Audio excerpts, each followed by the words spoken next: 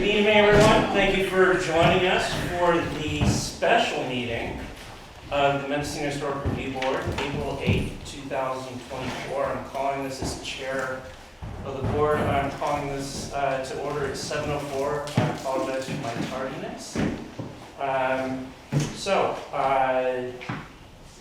Could we get roll call, please? We can. Chair Roth Present. and Vice Chair Holly Madrigal is absent by prearrangement. Same with Review Board Member Alan Sanders, absent by prearrangement. Home Kepler Present. and Julian Lopez. Present. All right. And then for the record, who we have present with county staff is, we have Director Krog, who is presenting. We also have Assistant Director John Burke, who is also presenting, and then myself as your Executive Secretary. And planner. Yes. Oh, Planner Waldman. Yes, thank you. Planner Waldman. I know who I am. All right, so we've gone through agenda item number 1 and 2. We're up to agenda item number 3A, election of review board chair and vice chair. So every April, we do a rotation. I've been blessed with having run chair for this for a couple of years because of the pandemic. So I'm gonna release my hat. And just as sort of to everyone in the public, I know we have a couple of past board members here. We are limited to 2 3-year terms. And so Julian is our newest board member. This is your second meeting? Okay. Holm is going to be termed out in July of this year, and I'm going to be termed out in October.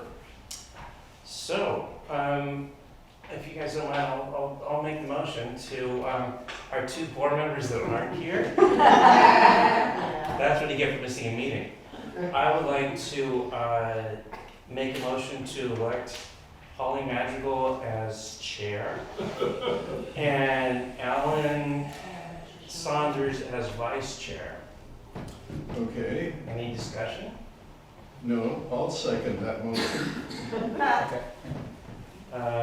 And is this a item that requires public discussion, or is this just internal? I believe it's just Internal, internal okay. board. So we have I did the motion and Holm did the second. So would you like to do roll call? Sure. And we'll be hung later. So the motion on the table is for Holly Madrigal to take over as chair in October. No, in May. In May. Yes, I did. Okay. In May. So we didn't, and just for the audience's purpose, if you haven't been here, we do nominations this meeting, we actually do a full vote next meeting, and it becomes effective after the vote. So it will be for May of this year, next month. Okay. Sorry about the questions. Okay, so the motion on the table is for Holly Madrigal to be as chair and Alan Sanders as vice chair effective in May. And it was motioned by Ian, seconded by Home Kepler and Julian Lopez. Yes or no? Yay. Yay. And Home? Yes. Yes. Ian? Yes. Yes. Aye. Okay. Thank you. The good news is that Holly's been here for quite a while, and she has done other public service, so she's a good fit and should be able to slide in really easily. So I feel very comfortable giving her the reins. All right, number 3B, determination of legal notice. Was proper notice established for the meeting? Yes. Thank you. We get to 3C, which is amendment of the MHRV bylaws. So, can we have Director Krog and Assistant Director Burks present this item? Absolutely. Do you want to go to the podium for the presentation? If it's all right, I'll stay here where I have my notes. I'm fine. All right, Julia Krog, Planning and Building Services Director. So the item today that's in front of you and the purpose behind it is to address County Board of Supervisors direction to our office to streamline service delivery as it relates to the Historic Review Board. and reduce the resource allocations while minimizing the impact on the overall services provided by the review board. So in the summer of 2023, the board had requested that the department provide accounting for the expenses associated with each of the boards and commissions currently supported by our department. And during that board meeting, the board requested the department to identify opportunities to streamline services and in turn... Can I interrupt you? Sure. That's the Board of Supervisors. Correct, yes. Not the MHRD board. Correct, Board of Supervisors. Just for clarification, thank you. The Board of Supervisors requested that the department identify opportunities to streamline services and in turn reduce the costs associated with supporting various boards and commissions, but specifically the Historic Review Board. So that is why we are here today. So today we are presenting staff recommended opportunities for streamlining operations, and these include some potential amendments to MHRD bylaws. And I want to first start off to say that we are in no way trying to diminish the authority of the Historic Review Board, nor to jeopardize the historic district designation of the town. And the recommendations provided are effort to bring the expense of operating the Historic Review Board in line with the expense of operating several other boards and commissions by the department. So we're really trying to bring just the costs more in line, as right now the review board is a higher expense than many of our other boards and commissions. So next I'm going to sort of walk through the various requests, and I don't know, Chair, if you want to stop at each one or if I just go through all of them and then we come. Let's go through all of them, and just for the public's edification, the process is going to be Director Krog's going to go through the recommendations as presented. Then I'll be opening up to discussion by the public. So please raise your hand. I would appreciate if you don't applause or jeer anyone. Let's just listen politely. When I call on you, please come up to the podium and state your name for the record, and you'll have 30 seconds. Once public expression is concluded. I'm sorry, did you say 30 seconds? 3 minutes. 3 minutes. I'm sorry, 3 minutes. Was that a Freudian slip? It was. Sorry, my bad. Once we finish with public expression, we'll bring it back to the board. We'll have a discussion amongst ourselves. We'll be able to have staff here so that we can address any concerns or questions, and then we will have a motion made and we will conclude this item. We have one other item here. It's a consent item that follows that. Yeah. So please be patient. If you want to talk, we will call on you. I'll get back to the public expression, but please go ahead. So go through each of your items. Okay, Please, perfect. Director Crowe. So request number, I'm sorry, but could we do these one at a time? If you run through all of them, and people are going to be commenting on 1 and then 4 and then 3 and then... I don't know. I think we need to hear all of them so that Okay. we get a stance as to what's going on, but then please address if you have support or opposition to any one of the items. There is extra documentation on the table, so if you want to reference anything, but come to the podium, state your name, tell us what item you're talking about, and we'll go from there. great, all right, so request number 1, and this was in our memo titled A Balanced Approach to Regulating. And so the recommended language addition to section 1 of the MHRB bylaws was really staff attempting to bridge the gap between the actions that are taken at review board meetings and what we hear about afterwards from applicants where they feel that the review board did not consider building code requirements at the time of making their decision. So a recent example of this was, I think, the roofing change that was denied by the review board and has now been appealed to the Board of Supervisors. But this is just staff making an attempt to try to bridge that gap, and the review board can easily reject this change if so desired. Request number 2, this is the recommended change to the meeting time. And this is again to align MHRB operations with those of other boards and commissions that the department supports. Currently, MHRB is the only body that our office supports that has a meeting that starts after 5 p.m. The current meetings start at 7 p.m. as written in your bylaws. So we recommend a start time of 2 p.m., similar to the meeting schedule that was had during the COVID-19 pandemic, where we were meeting at 2 p.m. and virtually. And this would, if the review board does support this, it would necessitate a location change, which I'm going to talk about a little bit later in the presentation, which we have thought through a couple different options. The third request is to change to no longer conduct site visits prior to the review board meetings. And again, this is to align the MHRB operations with those of other boards and commissions that the department supports. MHRB is currently the only body to hold publicly noticed site visits. The fourth request is if the review board changes the meeting time to 2 p.m. or another time earlier in the day, this room that we're in today is not available before 5 p.m.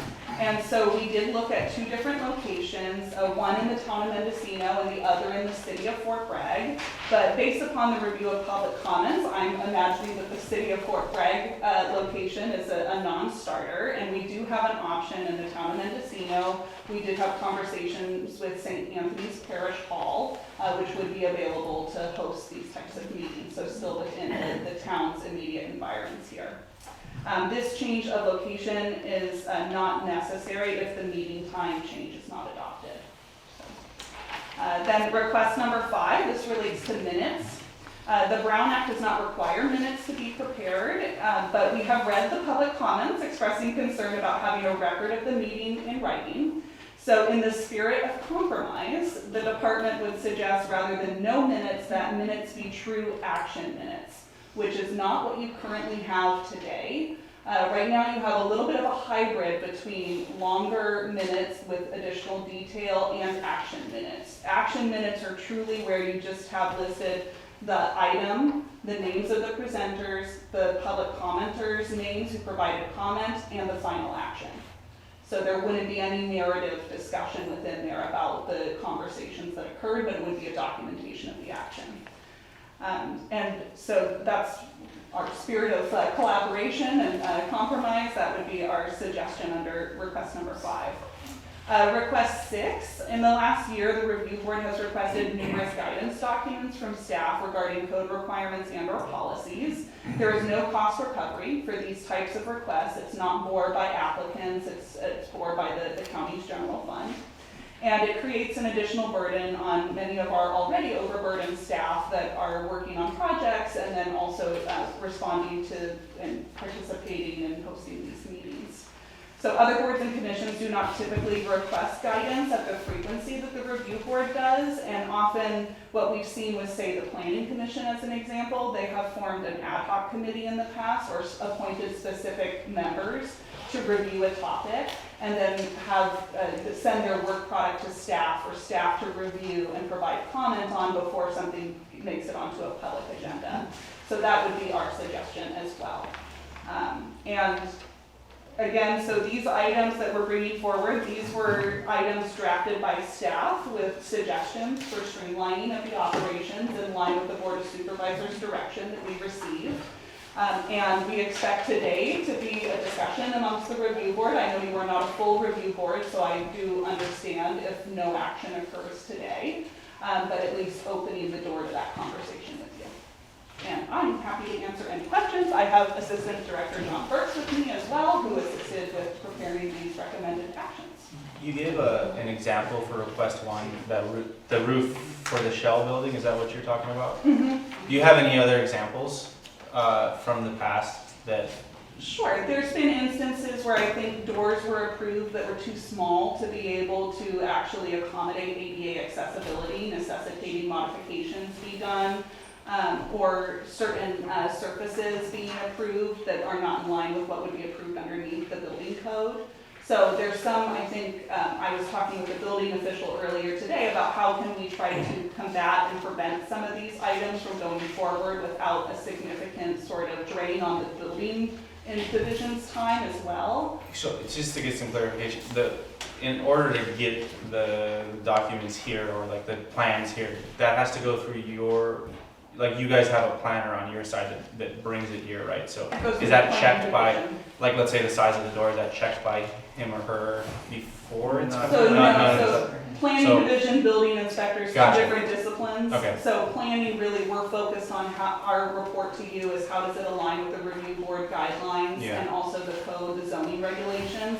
After an approval is reached by the review board, then an applicant would submit a building permit to actually be able to construct those, and those. And that's where the improvements go through the discrepancy is building. happening. Mhm. Okay. And so what we've asked in the past is if there's a discrepancy between departments, that the applicant should not be To help liable. assessed another fee, but rather it become any changes that are required by the building department come back to us under the same application.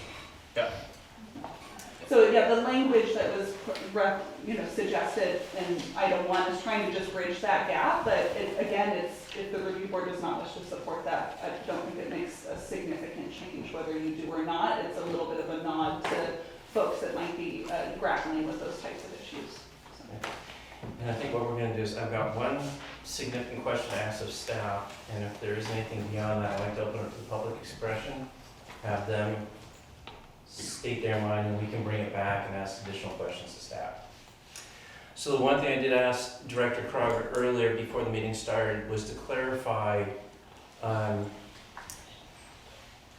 these modifications. So what we have here is, as is stated in the introduction of this memorandum, is that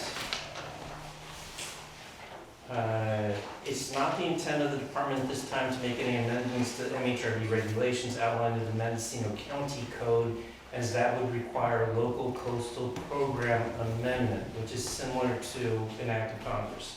It might happen in the lifetimes of our grandchildren, but probably not in ours. It's a little overstated. So what we have instead is there are a 1979, February 24th, 1997, there are bylaws of MHRD. And so staff is recommending changes to the bylaws as opposed to the county code. And then the question I had to staff was, if this is a recommendation by the Board of Supervisors to staff to bring to the MHRD board, do we have final say as the Board of MHRD, or does the Board of Supervisors? And I'll let you answer that. Yes, thank you for that question. I think we are still exploring that. Of course, I would love that we reach an agreement on the bylaws with the review board, and that you're supportive of everything, but I do know that our county counsel's office is looking at because we see that the bylaws that we currently have were adopted by our Board of Supervisors in 1997, whether or not the Board of Supervisors has that final authority over the review board's bylaws. So the answer is unknown at this time. Unknown at this time, but we would be reporting back on that. So what we'll still be doing is we'll be making a motion and recommendations to staff to bring back to the Board of Supervisors. Okay. Are we good? Are you good? All right. So now what I'm going to do is I'm going to ask participation from the audience. Again, state your name for the record. Hold on a second, Lee. Public comment is limited to 3 minutes, not 3, is it 3 minutes per person? And I will please request that anyone who wishes to make a public comment come to the podium and address the board and not the audience. So, see, looks of disbelief. That is the proper rules of engagement with Robert's rules. So if you can just bring your comments to us, that'd be great. We'll hear each of you. If you have the same thing everyone else has to say, you can just say, I agree with them, and we can, because I know that we probably all have other things to do this evening. And we do want to get your input and your thoughts without beating the horse to death. So, I guess Lee, put your hand up first. May I? Please.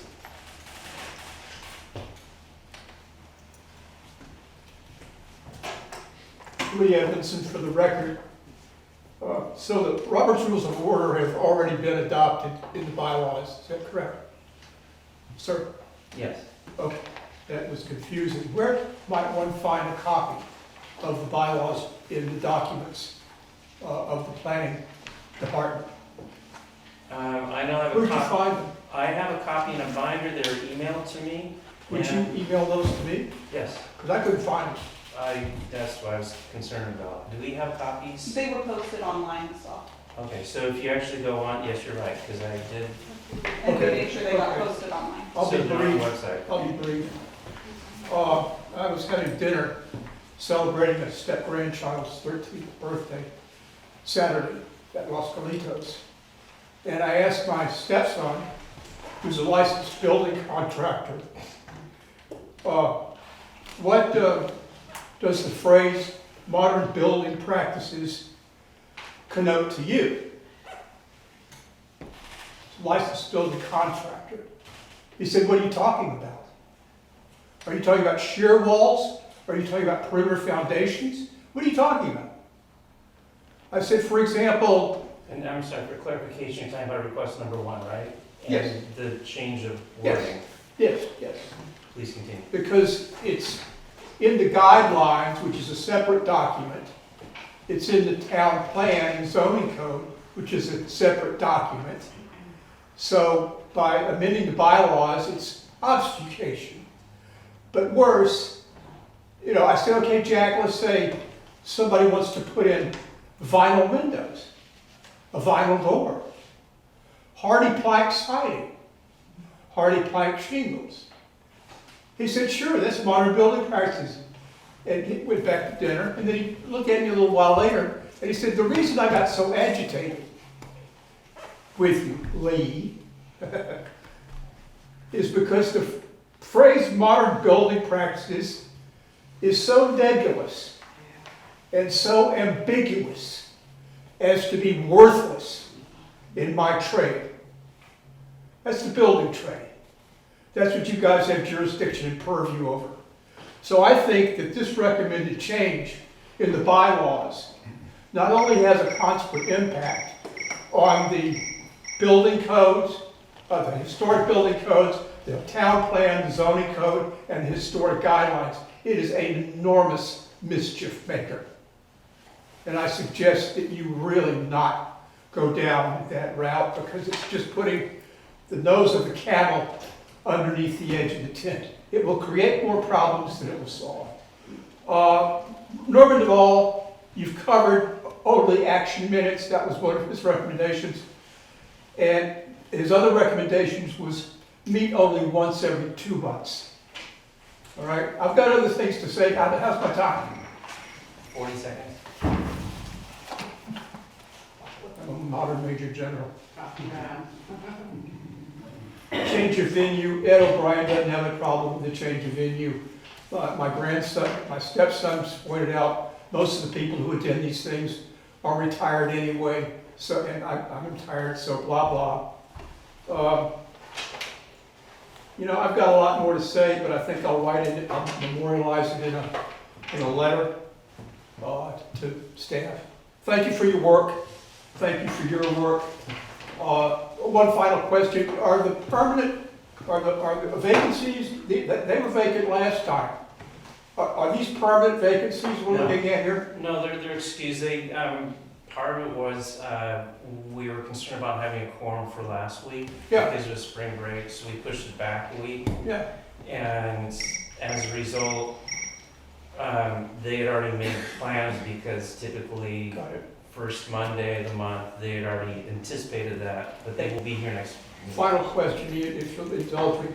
Has there been any movement on having the Board of Supervisors get rid of the Joan Curry rule?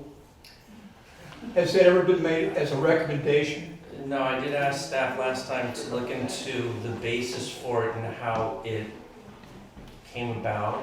The basis I know for we- it?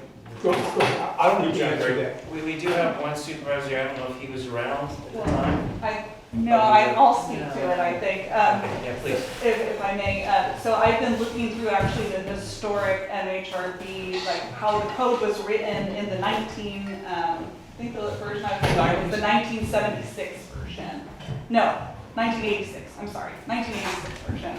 And it had talked about, actually, at that time, it was 4-year terms with no limit on it. And Yeah. so I still haven't quite zeroed in on where the change happened, whether it was when the original town plan was adopted in 92, or if it was when we, after the updated. It was after 92, Yeah. and it was because the pro-development had 3 votes on the Board of Supervisors, and they were sick of Joan Curry, who had served several consecutive terms. They wanted to get rid of her, and that's why that rule exists. That's why it was adopted. It now works against the interests of this community. It works against the interests of the board, and it works against the interests of your department and the county. That's my 2 cents worth. Thank you. And for those who don't know, the quote Joan Curry rule is that created a term limit of 2 3-year terms per board member, and then you're termed out. So thank you. There's break in service language in there too. Uh, Where you can come back after a break in service. Oh. Yeah. For those who are here. And for the record, I am a younger person in this town. I do have 3 friends of my age, slightly older, that are interested in adopting seats for the board. They do want to serve.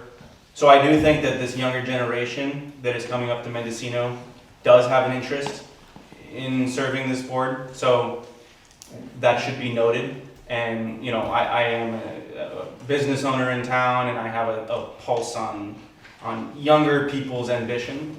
And I think that the energy is there. So that should be known. Well, encouraging, but We'll have to have a conversation with the subsequent. I heard that last time when you brought up the Curry rule, and I thought that it was a little bit, you know, for me misguided. But anyways, go ahead. Rick, please.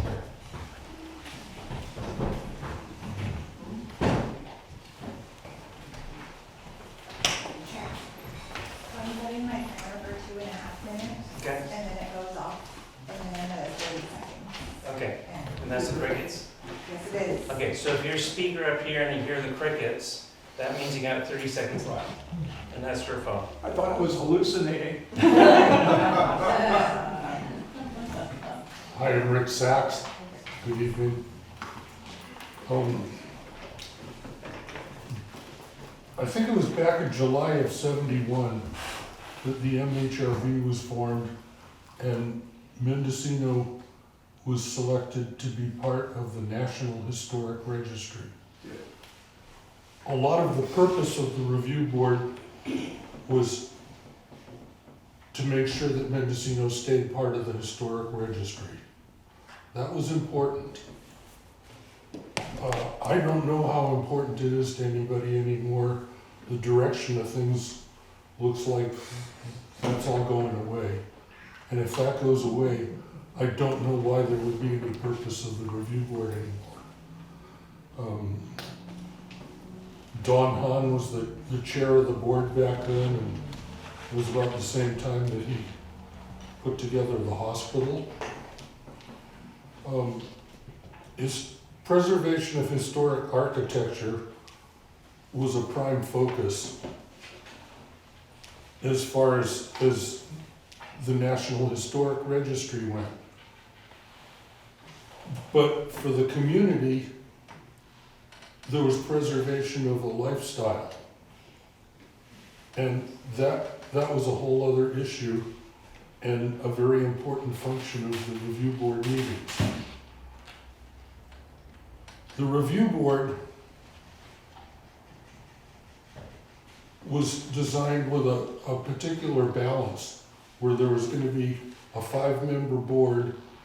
All of the members had to be full-time permanent residents in Mendocino's historic district.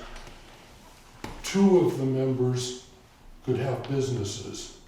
It was designed that way to have a balance that said that the character of the community was more important than a commercial zone.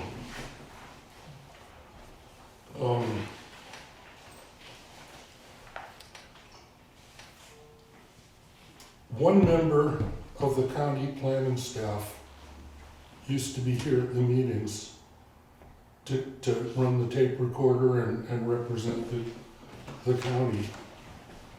It didn't take 3 or 4 or 5 people that are getting overtime.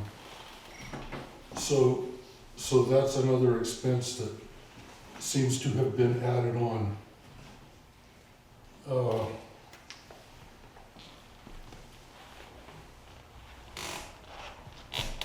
Meetings were always at the same place, the same time, and in the evening it was so that people at work could come and participate in the discussions. The meetings long ago had a whole lot more public discussion, and sometimes it got heated. But everybody walked away with an understanding and seeing that it was done in a very democratic manner.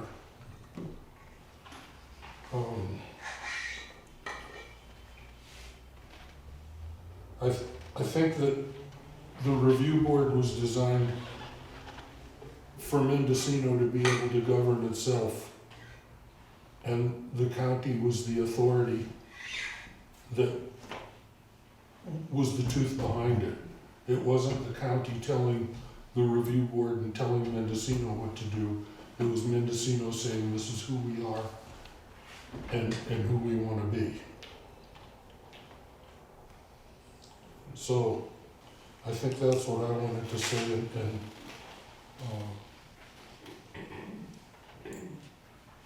I don't want to see the business interest steering the course of the community. I'd like to see the people that live here steering the course of the community. Thank you. Thank you. I'm glad that we have a great presence this evening. It's nice. Who would like to speak next? I saw a hand up over here. Ma'am? Can you get to the podium, please state your name for the record? Sure. Hi, and I've listened to the critics. I'm Andrea Shepherd. I live in Mendocino. And first, let me thank the planning department for making the changes that you've already made to your proposal in a spirit of compromise. The language in proposal 1, the example you provided was about building code violations that were built into the plan and weren't picked up until it went from planning to building code. And that's a situation nobody wants. That's not, the MHRB doesn't want that. God knows the person who's doing the building doesn't want it. But the language that's proposed doesn't say anything about that.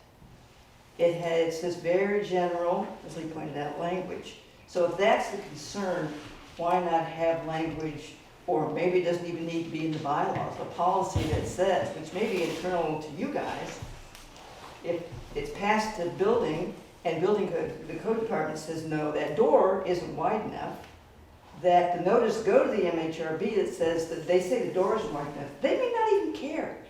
Yes, they approved the plan, but they probably didn't focus on whether that was a 34-inch door or a 36-inch door. So it wouldn't need to go through a whole nother hearing, that unless the board objects to the modification that's being required by code, no one would need to come back. You guys wouldn't need to spend time on it. And the people who are applying wouldn't need to be spending time on it. It can just get worked out. So I think making the language precise to the problem you're trying to address would be helpful and would alleviate some of the concerns that people may have. I think otherwise, I'm all in favor of Robert's Rules of Order because I didn't even know who Sturgis was because I thought he was a folk singer. So again, I just want to thank everybody for their time and especially for the kind of willingness to compromise that you people have shown. I think that there is maybe an interplace between 2 and 7 that one might be able to compromise by moving to 5. So people who do work can get here, especially the people who are applying, who are more likely to be people who are working, the architects who represent them, the contractors, whoever, if they have to be here. That makes it easier for them. It's also not clear to me what the rules are on Zoom presence anymore. And it'd be helpful to know whether some of this issue with the staff having to be here in whatever numbers could be alleviated by doing stuff on Zoom. I know that was done before, and I'm just not sure what the practice is now. Thank you. Sure. Let me address a couple things real quickly. I want to do that for everyone, but we kind of do have a protocol in place, and I think the McCallum House, which is on the consent calendar tonight, is kind of part of that process. We made a decision, and we came back with modifications based upon the building code, so we don't have to hear that as a public item if we don't want to. We can just have it on consent, because the application's been modified as per the building department's recommendations. So we do have a protocol in place where if building says, oh, that's great, but it can't be A, it has to be B or C or D, then we have that venue to deal with it. And I think we have put that in place. So we do have that, which is good. And then just do with Zoom. The community center is not part of the county. It's a privately held building, probably under 501c3 if I had to guess. But there's a problem with installing equipment in this building that is not owned by the county and having it maintained to be able to allow for Zoom to happen. So that's why we don't have that option. If I may add to Director that. Broad. Sure. So it's also a function of when you do offer a streaming or a Zoom option, we also have to stream that onto the web in a live stream format. That requires certain software as well and staff. We actually, when we run a virtual meeting, we have 1 to 2 staff members, depending on the number of sort of complexity of the hearing, running that feature. So it increases the resource allocation as well. During the COVID-19 pandemic, all of the rules around open meetings were largely, in some ways, Suspended. relaxed. Yeah. And so now that those rules have expired, we're back to where the review board has to be here at least in a majority at all times. If there was a Zoom option available, there would be really narrow circumstances in which one of the review board members could participate virtually. And you would still have staff present because someone has to be in the room to run the meeting as well on this end with the audio visual equipment as well. So it is desired, but it's not practicable at this point. Yeah. So thank you. Bill, please.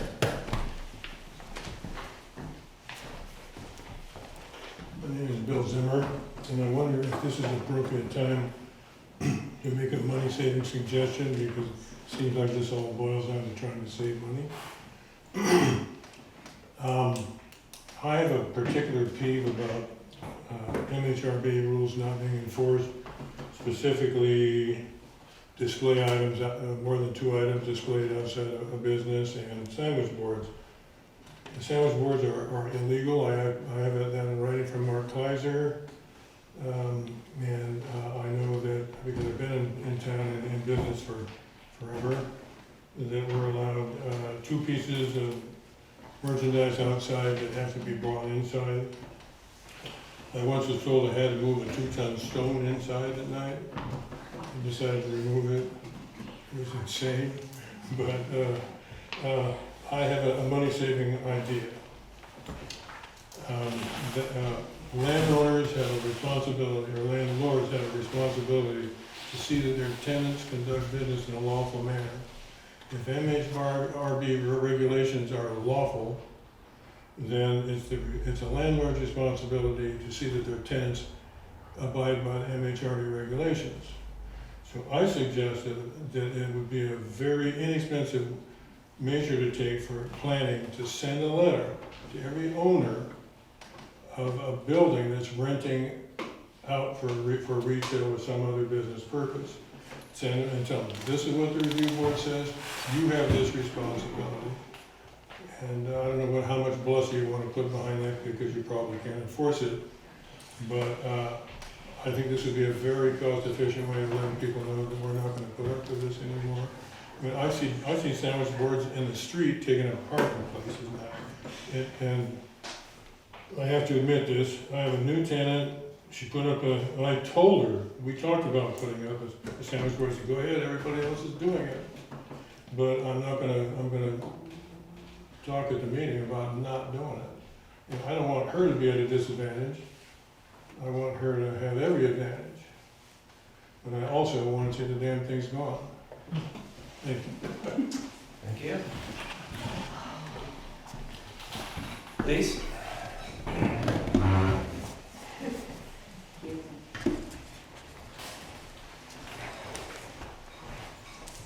I'm Jean Arnold, I live in Mendocino. Since you changed a lot of things, I'm sort of working on the fly here, but I agree with the other people that this nebulous language is probably gonna result in lawsuits, because one person's gonna be saying, this doesn't conform to the MHRB, and the other person is saying, this is a modern building practice. So I was on the MCCSD board less than a year, and part of the reason I had to get off of it was because of these constant lawsuits. If the county is truly suffering financially, this is not gonna save you any money at all, I can guarantee it. So that's the first thing. Secondly, the site visits. When we bought our house and we had to remodel the whole thing, we went through the MHRB, which was fine.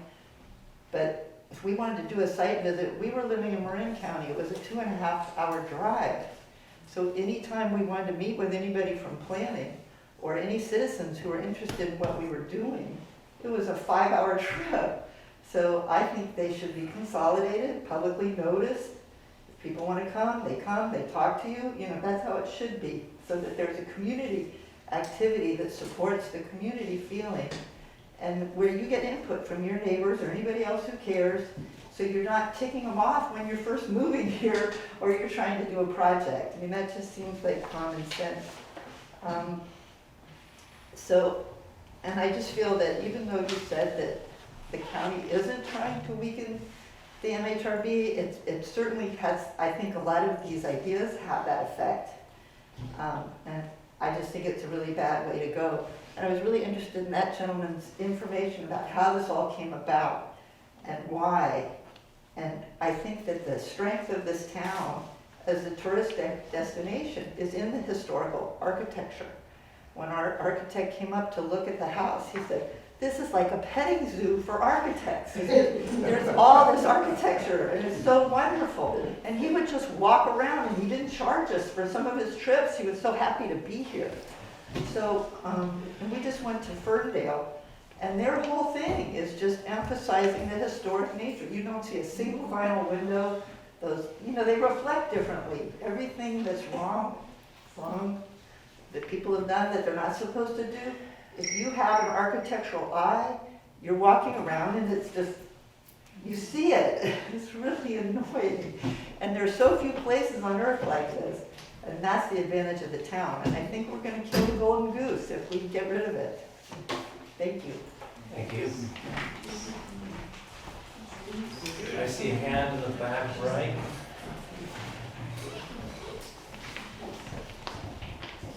My name is Heather Litton. I guess I mostly have a question because I'm a little confused. Everything gets listed here. I don't see anywhere where they say under any of these items that this will make a better product. All I'm seeing it as it's gonna save money. And the idea from what you were saying earlier is that we're supposed to be competitive with other boards.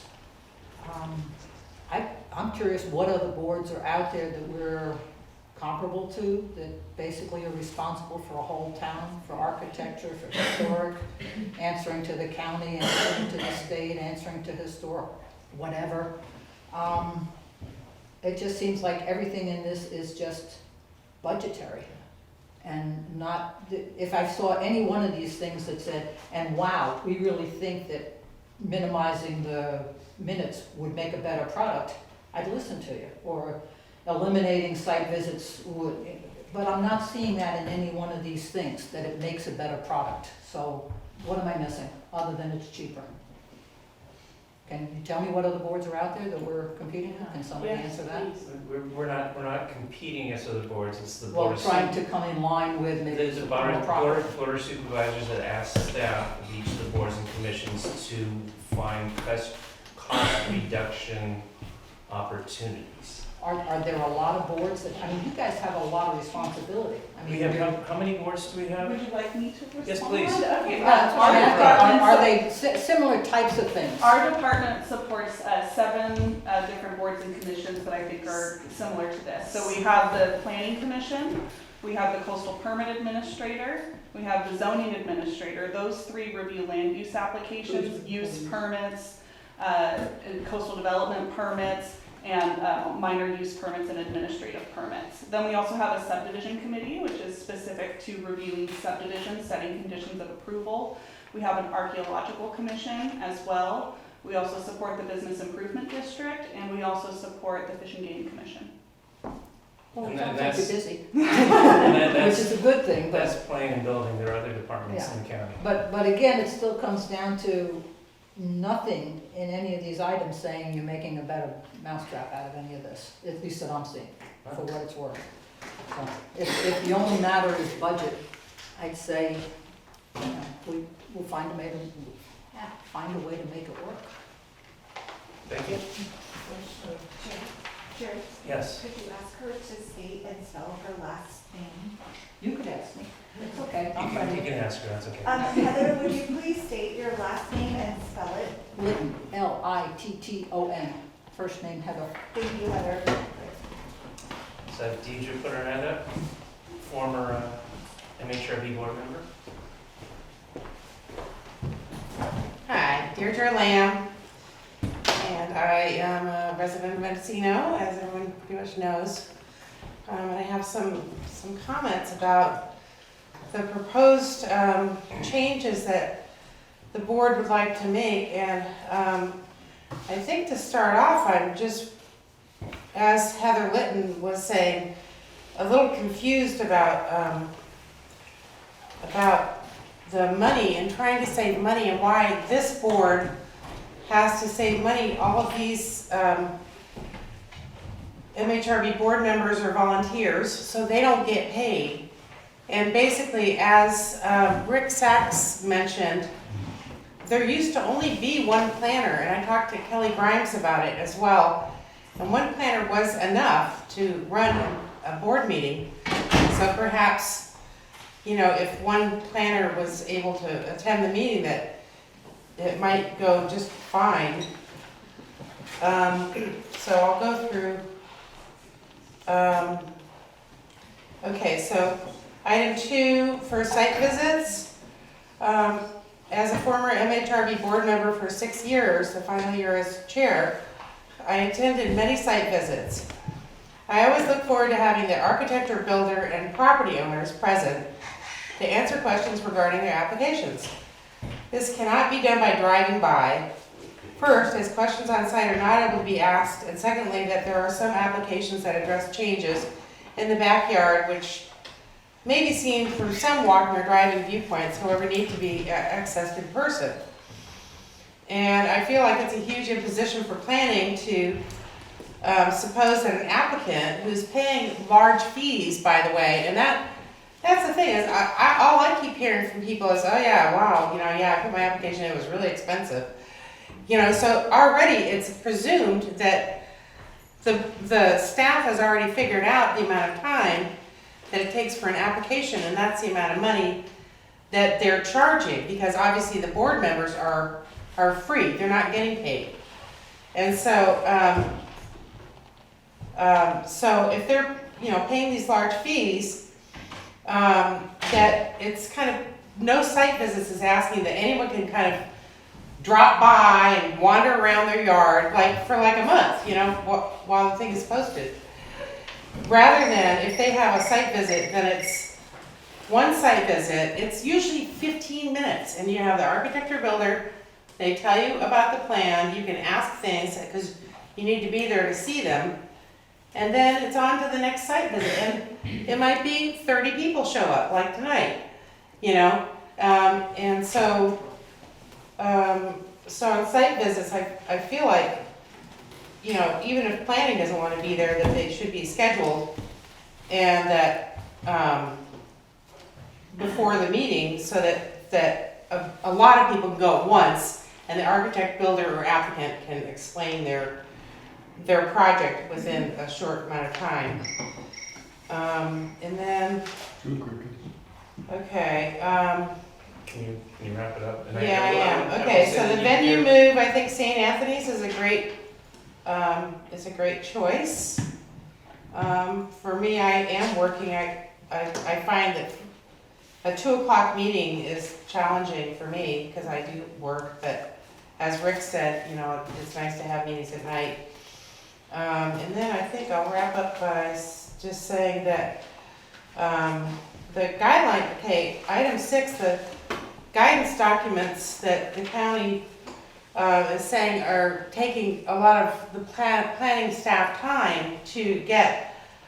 I have a whole list of items as a realtor that when someone buys a property in the village, that I give to them, and I don't understand why their website can't make it easier, where they just have one section for county planning and building that has, like what I give out, the MHRB board guidelines, the building codes, you know, one section, because it's really difficult to find those things online. And I know, because I deal with it on a daily basis with my clients that have trouble finding all that information. So those are my suggestions, and I thank planning for your time, and I thank the board members for your time. Thank you. Thank you for your volunteerism. Thank I would you. encourage you to work with planning staff to get those documents up on the website. I think they might be If they're receptive to open that. to it, It's if they're open to it, then, you know, that would be, I think, good. Thank you. And by the way, your communication is posted is on the website, so your letter Oh, okay, thank you. is up there. Sure. Thank you. Please.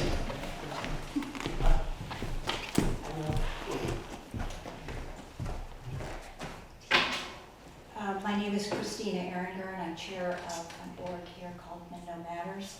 And can you spell your last name for Yeah, staff? it's, I have it because Okay. you had a written submittal, which is Okay. Yes. posted online, so thank you. thank you for finally getting that posted. That was a real difficulty for us, so we appreciate that getting posted. I did send it individually to the board members because I didn't see it posted on my end. Were you able to consult it? Yes. Mr. Kepler? Yeah, good. Then I won't repeat what I said, other than I just want to start out with, for those in attendance with my conclusion and my preface. We are concerned about the proposals that you're being requested of. Like the speakers in front of me, I think we should be honest in saying that resource management aside, many of the proposals and consideration will impact not only board members but town residents, since public participation will be minimized, I should say. Public input in MHRB decisions is a long-held, respected tradition whose seeds, we hope, will remain intact and alive after many decades of service to the community. So we had questions and concerns with regard to the new balanced approach to regulating meeting time modifications, eliminating public site visits, changing the venue, eliminating minutes, and the prep and guidance for MHRB members. We appreciate everything you've done to try and, compromise, but there's more work to be done. Given the copious tax revenue that the town of Mendocino generates for the county, maintaining current policies and procedures seems balanced, sensible, and more than reasonable. We urge that the MHRB deny the above request for the future protection of the historic resources of the Mendocino community. It may be many years before we're fully able to recognize the errors made by relaxing our historic standards. Removal from the National Register is real, and this town is incrementally inching towards it. Should management resources become the ultimate focus instead, it just may be that management resources become what ultimately kills the goose that laid this county's golden egg. Now, I did hear back from my inquiry into the Office of Historic Preservation, so I have a little update for you. They, just this afternoon, have written to say that they wanted the county to know that if it expressed an interest in or an openness to, their staff can help guide this process you're going through right now. And they'd be more than happy to set up a meeting or meetings to discuss current best practices and answer any questions you may have. So that's really great. I don't think you're going to be happy to hear what else they suggested, and that was seeking guidance from an attorney with expertise in CEQA or a cultural resources consulting firm. So what Ms. Arnold said earlier is also very real. And things are just too open. They need to be far more well-defined in going forward. So thank you for the opportunity to comment. I appreciate it. Thank you. And if you want to leave that contact information from the board with staff, that would be great. I can do that. This is my own personal copy, so I will email. Yes, that's what I'll do first when I get back. Thank you And very if you much. can send it to the board members as well, that'd be great. Can do. Thank you. Anyone else wishing to comment? Please. Hi, my name's Felicia Rice, RICE, Thank you. and I'm here with just a few comments on what I'm hearing tonight. This is my first MHRB meeting. Just to clarify, my family's owned property here in town for 60 years, and I was driven to move here by fire in the Santa Cruz Mountains 3.5 years ago and was able to rebuild my studio in the backyard, thanks to the help of many here in the community. So I'm very happy to be here. I am listening to what's being heard. Is that I'm on a research mission. I'm really trying to understand what's going on. One thing that I'm concerned about is this one vote for 6 items. One vote on 6 items. Is that the case? We're gonna, Are they going to be broken out, or are they going we will deliberate and make recommendations on each of the 6 items. Okay, because the first one is a very different category from the other 5. 5 are saving money for the county. Everybody in the county staff has to demonstrate that they're trying to save money because the county's in bad shape. It's not the only county in the country, in the state, that's in bad shape. Everyone's in bad shape. So this demonstrates that we're concerned, and I think it's appropriate that we have this conversation. The first one is in an entirely different category. It has 4 points in that add-on, run-on sentence. One to do with the historical style of architecture. What is that? What is the vision for this town? Where is the town plan? Is there a synopsis of it anywhere? I hear it's 300 pages long. You know, I'm not hearing clarification on that from the board. Jim, you know, I'm not here every time. So this is a big question. Modern building practices, again, a very general term. We've had many conversations about what that is, and I think we need to, because I ran into very serious problems with modern building practices not being included, and silly things that cost me a lot of money that I had to do to conform to the rules, as if Mendocino was a town that was going to be dug up 100 years from now. There'll be an archaeological dig, and it will look as if it had been made in 1850. I'm sorry, I can't. It doesn't make any sense, except for environmental concerns we have about hardy board, etc. Supporting the local community. Again, we always have to talk about who is the local community. And I want to say to everyone here who's retired, there's no shame in being retired and being the ones who can afford to come to these meetings. Younger people, they're working, they're running businesses, they have families. If they can't come at 7 in the evening, or they can't come at 2 in the evening, it's understandable. It's our charge to do this work now. And then the final one, sensible regulation. Again, that's just open for discussion. What is sensible? You know, parse that word. Who knows? We're sensible right now. We're having a civil conversation that's critical. So as far as my concerns, overview, I'm just desperate for a vision of what Mendocino should be, could be. No, should be. What is our vision for this town? And how are we going to get there? And then what are our goals from year to year? If you said our goal this year is to talk about sensible regulation, I would applaud that. Spend all year on what that means, because we need to know. We need to discuss it. We need to make decisions. So, thank you. Thank you. Yes, please.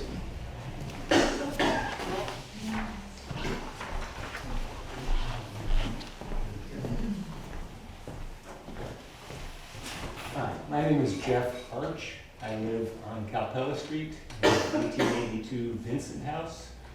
And my wife moved here specifically because we liked the historic district. We wanted to live in a community that valued the historic architecture, but more than that, the feeling that you get to know your neighbors. I feel like when I saw the proposed changes to the guidelines, it was like getting hit in the gut. Absolutely the most short-sighted document I think I've ever seen, seriously.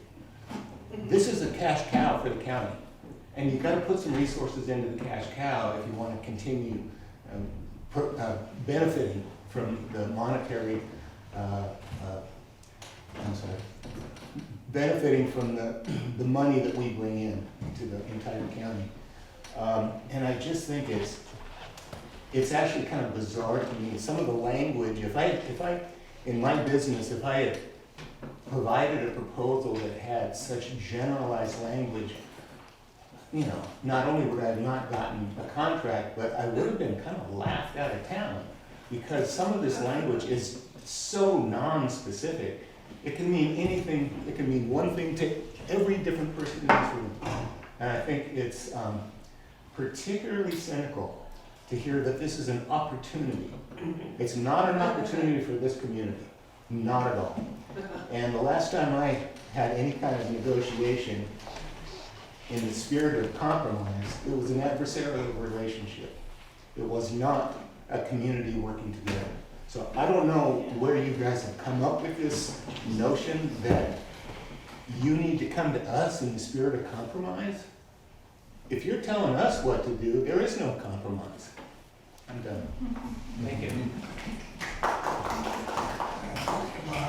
Anyone else wishing to speak? I just want to ask a question. You have to come up to the podium. Go to kick the can. Yeah. Phyllis Coppage, Can you spell your last name, please? COPPAGE. Thank you. I just wanted to ask about what Mr. Sachs had alluded to about, is it still the policy that there should only be 2 business owners on the board in HRB? What the bylaws state, bylaws is the code states that there are 5 members, and each of them have to be a resident of Mendocino proper within the historic district. And that's it. And that's it. Any question? Thank you. Thank you. Please. And just clarification, did I state that correctly? I was going to just state that actually the membership requirements are not listed in the bylaws, it's listed in county code. County code, Mendocino County Code, but I did state it Yeah, correctly? it's 5 members who shall be electors and residents within the historic district and to the extent possible represent a cross-section of the community. Okay. So it doesn't say two business owners? It does not. Not anymore. I think that was the intention at one time, but it has not been codified. And I've asked for that, the selection of members and the requirements be examined.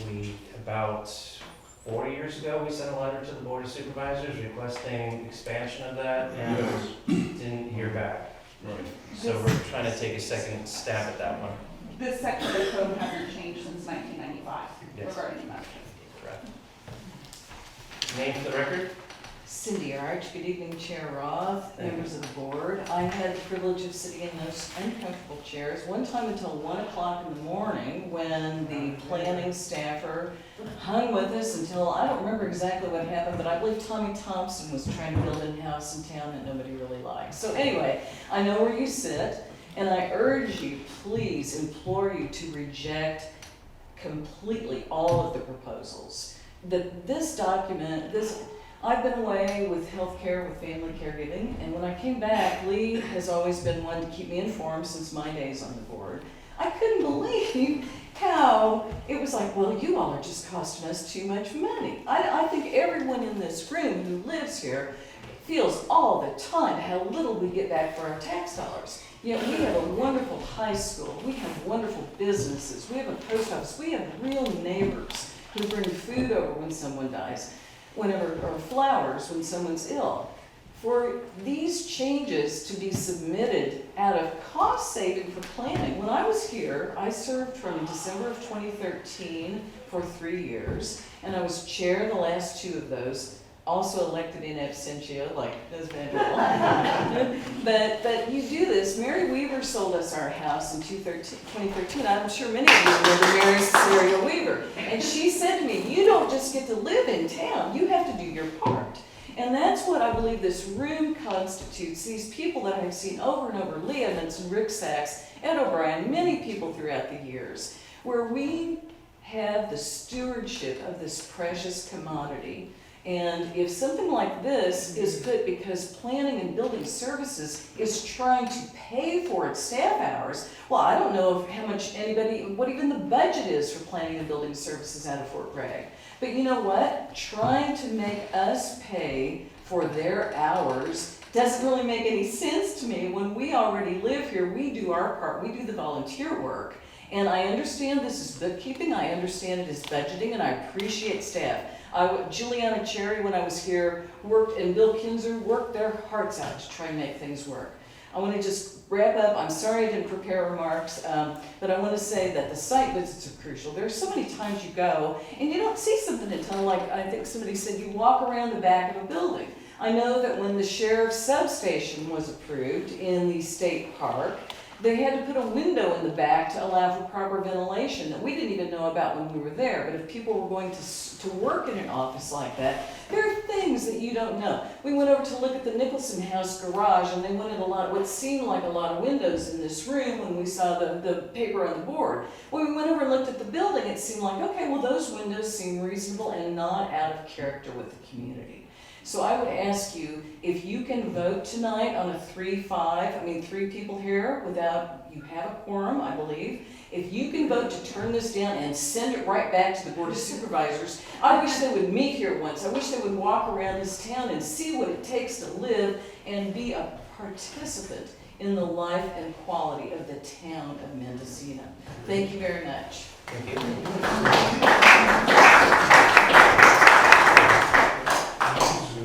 Thanks, Izzy. Yes, please.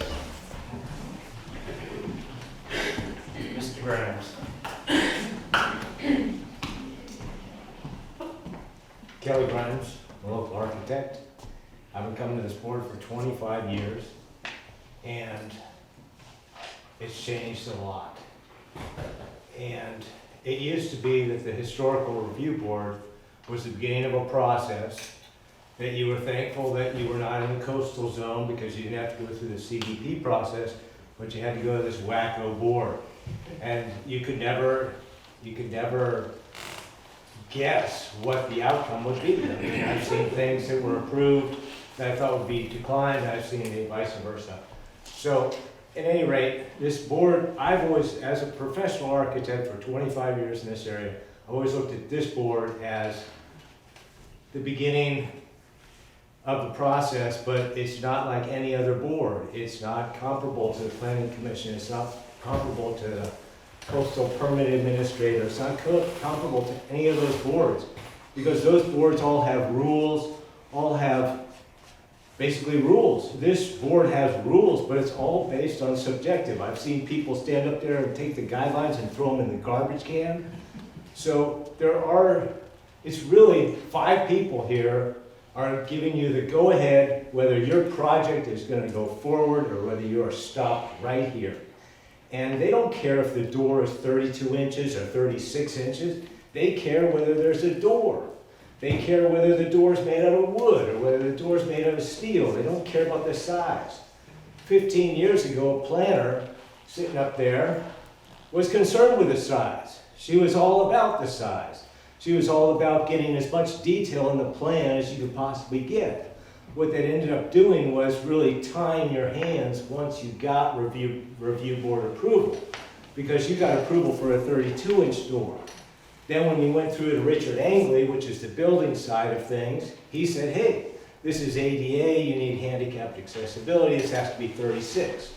So now you're 36 door, you got 32 approval, you gotta come back here. The whole process got really messed up because a planner was overzealous.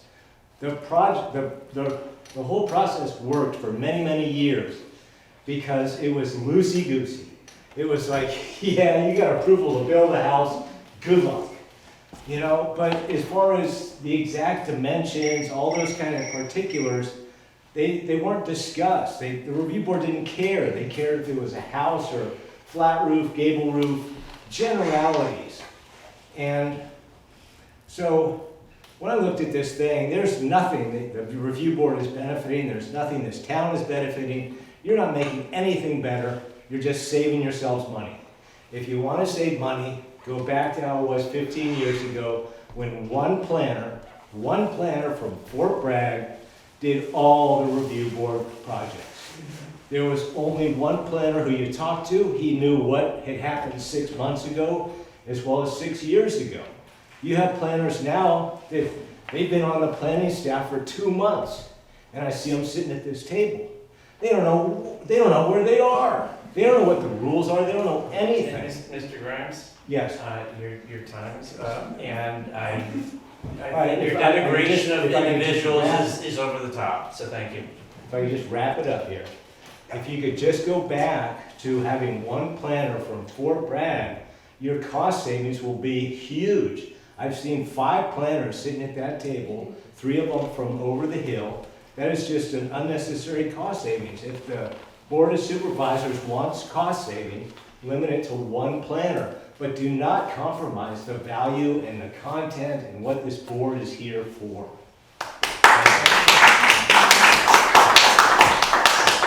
Anyone else wishing to address the board? I still hear crickets. Sorry. Okay, seeing no one else, I'm I'll going say to, one thing, but if you approach the podium and give us your name for the record, please. My name's Teddy Winslow, for the record, and I'm not a building owner in town, but I do own a business in town. And just from that perspective, and I want to say that I grew up here as well, so I appreciate the aesthetics of this town, and I know part of me wants that to change. But I do see, as a business owner and somebody who grew up here and would like to continue to thrive here, that there is a need for this meeting and for you guys to come to some kind of agreement. I'm not saying throw the regulations out the window. I'm definitely saying make them a little more accessible. As a non-real estate owner, I went to 2 different architects to see about covering my deck and was basically told, don't even bother because you'll never get it approved unless you have a few $100,000 for what they would be able to approve because of what's allowed. So I guess I feel like there's like some kind of a happy medium where we can support each other in like thriving the businesses that would like to support the community, bring in the revenues, keep it the way we love it. And there's a way, I feel like, to make it fair, maybe 3 and 3 with a tiebreaker by the soup or something. Somewhere there has to be a way of meeting in the middle to support our business community so that we can actually support the town. Because I understand, my mom raised me here, she's an older person that has no desire for neon signs or condos on the headlands or any kind of that kind of progress. But we do need to support the growth. The fact that I can't put in a canopy over my deck because it wasn't glass, metal, or wood makes it inaccessible for me. The fact that, you know, wood windows instead of vinyl, even though they kind of look exactly the same, but one is more efficient and a little bit more affordable and also possibly easy to access than wood, makes a humongous difference of like tens and hundreds of thousands of dollars sometimes on some of these buildings. So it makes progress and upgrades impossible. It makes me feel beleaguered to be able to get stuff done. And then going to the planning department, a lot of times there isn't clarity on what kind of permit I'm supposed to pull. So there's confusion and it just feels like things are disjointed and there is a need for us to all come together and organize better so that we can support each other because we all want water, We all want tax revenue and we all want a beautiful town. And so that's all I have to say. I hope that we can come to, I appreciate the old folks that have lived here and really care about the aesthetics of the historical part of this town. I do. I want that also. But there has to be a happy medium for the business community to thrive too. There just has to. And I'm not, like I said, pro city progress, but I am pro like loosening a little bit or finding some kind of like, yeah, maybe we could allow like a canvas awning that didn't exist back then, but it looks better than a tent. Something so that we can flex a little bit and meet in the middle. Thank you. Anyone else wishing to address the board?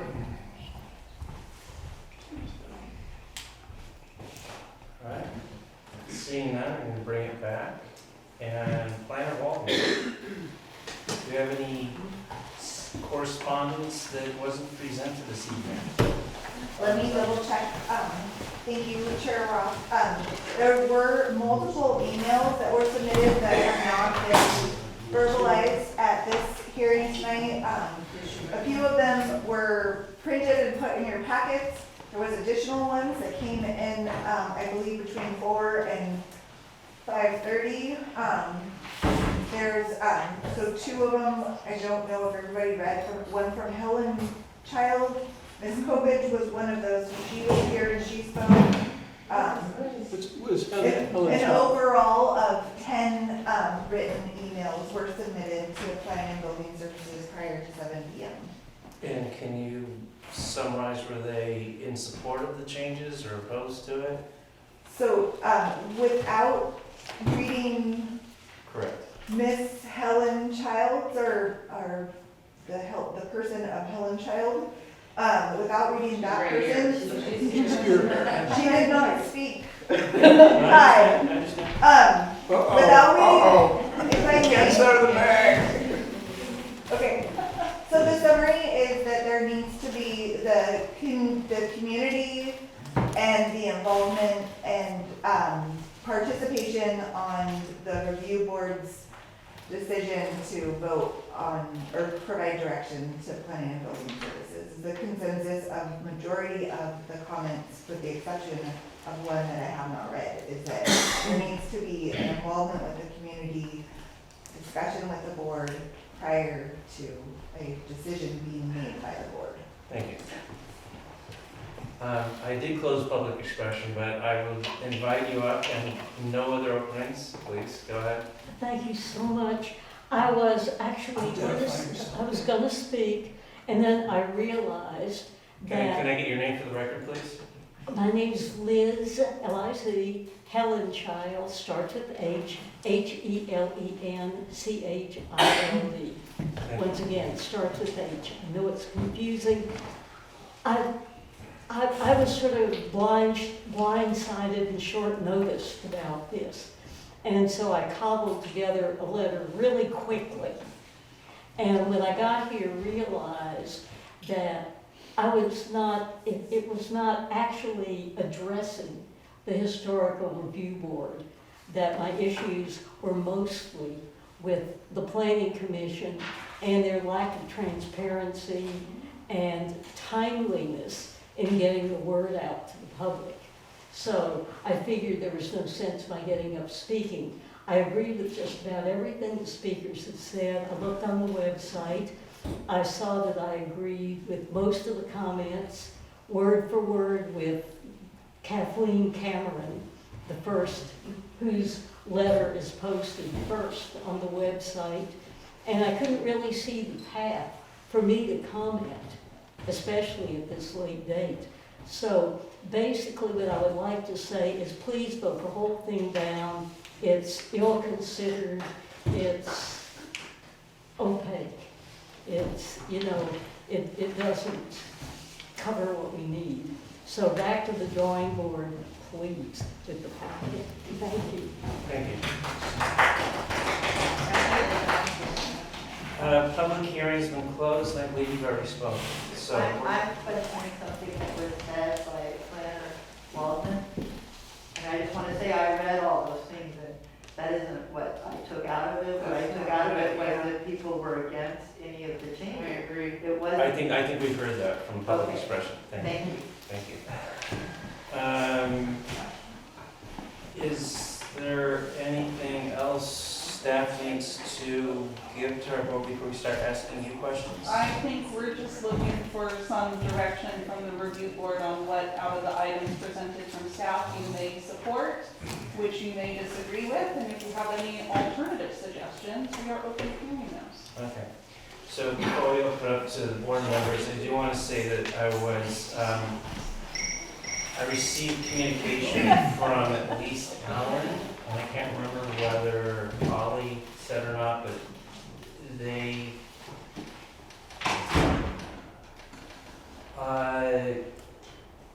apologized for their inability to make the meeting. This is a special meeting. We had a concern about a quorum for the first Monday, so it was pushed to the second Monday, and our two board members are not here tonight, had already made other plans. So I know that they were interested in weighing in on that. So I don't know, if we could definitely ask questions and get clarification. I'm thinking maybe we want to continue this to the next meeting so they can at least put their comments in. Although I have a feeling I know where they're going to go with them. So, either of you, questions, comments? So basically you're saying we should postpone the decisions to the next meeting? I'm putting that up as an option. I mean, I kind of get a gist of where they're coming, the public's coming from, but I want to hear your thoughts about these. We can definitely take those sides. If we're kind of all in unanimity of where we should move forward with this, we could probably do that, but. You know, I mean, I understand that they would like to be here, and I understand from Julian that he's interested in having their views put forward also. I'm a little concerned because we've had a huge turnout here today, and we've heard from a lot of people, and I think it was a fairly one-sided discussion. So, you know, if we're going to do this again next time, it's concerning, you know. I hear you. So that's my problem. I'm torn on that. But Okay, do you want to go through the requests and give your opinions? yeah, I'd like to do that very much, actually. Please. And I'd like to start with some general comments. The purpose of the memo appears to be to reduce staff time and costs related to the work of the board. We have been given no information as to the extent of these costs, and since we're talking a maximum, and I stress maximum, of 12 meetings per year and often fewer, I'm sure we're talking about an infinitesimal impact on the county's budget. I would also like to note that in talking about reducing costs, in the past, and I'm going back maybe 5 years, and there were a couple of people who have already mentioned that this evening, it was normal to only have one staff member at these meetings, and not the 3 or more that we've been having over the last couple of years. And perhaps if we go back to the old system, we could certainly save a lot of money, much more money than some of the proposals that have been put forward here. The board is one of the few community forums that exists in Mendocino, and I believe that many of the proposals that are before us will result in further reducing community participation, which would be a real shame. And I would also like to take note of the comments we've received, excellent comments we've received from 3 of our former members, Kathleen Cameron, Deirdre Lamb, John Simonich, and also from a non-member, Tina Rangren. And I would definitely like to associate myself with the comments from those 4 people. And I do have specific comments on each of the proposals, and we can go to that now, or we can... Go ahead, please. Go ahead? The Okay. floor is yours. Okay. So, on request 1, this is adding language to the bylaws which would say, while balancing the historical style of architecture with modern building practices and supporting the local community with sensible regulation. I've mentioned this in the past several times. This is a historical review board. This is not an architectural review board. And since that's the case, I find the proposed text to be vague and ambiguous. And if they're intended to override our design guidelines, I can't support this kind of language. I would note that in our past discussions on this board, with regard to roofing materials, solar panels, windows, I believe we're already taking into account modern building practices. And of course, we comply with all of the building code requirements. So I don't know that this language really adds anything, is of any use, and I think would just confuse things. And finally, and frankly, I resent the implication that we are not already supporting the local community with sensible regulation. Now, with regard to the change in the meeting time to 2 p.m., it's not a problem for me, and I'm leaving soon anyway, but it will surely affect community participation, because there are many people who are working at that time. And for that reason, I can't support that request, and I would note that if that's agreed to, you're going to have to change the bylaws with regard to this item as well. The issue of the no staff present at organized site visits, I think that will cause a problem, because site visits involve questions and answers for both the applicant and the staff, and that just can't happen with a purely private visit. I don't know, if we just go to somebody's house that they're modifying, I don't know if they're going to be there then, or I'm going to knock on the door and say, hey, I want to talk about this. I don't think that works. So I think that is another issue that I couldn't support. But you could reduce the staff. I mean, if there's just one staff person that organizes those visits, I think that would reduce costs. Changing the meeting location to the offices in Fort Bragg, I just can't see that either. Number one, I don't think Fort Bragg is in the immediate environ of Mendocino. Number two, it will obviously inconvenience many of the people who would like to come to these meetings, as we've seen tonight, and it would discourage community participation. And certainly, if this location is too expensive, perhaps you could look into other locations within Mendocino. I think there are a number of other places that might work. Elimination of minutes and posting of briefing materials online. I've never understood why the staff has such a hard time with the minutes. The Mendocino Beacon seems to have no problem in providing a very accurate record of what happens at these meetings within a couple of days of the meeting.